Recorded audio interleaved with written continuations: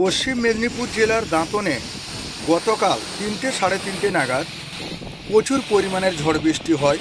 কালবৈশাখী ঝড় বৃষ্টি, এমনকি প্রচুর গাছপালা ভেঙে যায়। আজকের ভিডিওতে সম্পূর্ণ দেখতে থাকুন এবং এমনকি 16 নম্বর জাতীয় সড়ক থেকে শুরু করে গ্রামের যে সমস্ত রাস্তা রয়েছে এবং বিভিন্ন গ্রামে বাড়ি ঘর গাছপালা ভেঙে একাকার কাণ্ড।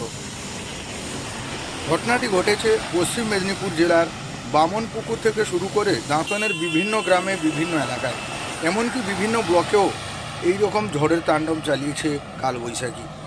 সেই ভিডিও সরাসরি আপনারা দেখছেন দাঁতনের প্রাকৃতিক দৃশ্যের ফেসবুক পেজের মাধ্যমে। দেখতেই পাচ্ছেন বহু বড় বড় গাছ এবং এমনকি ইলেকট্রিক খুঁটি ভেঙে পড়ে রয়েছে। নাজাহাল দাঁতনবাসী, এমনকি চাষি ভাইরাও প্রচুর ক্ষতিগ্রস্ত হয়েছে।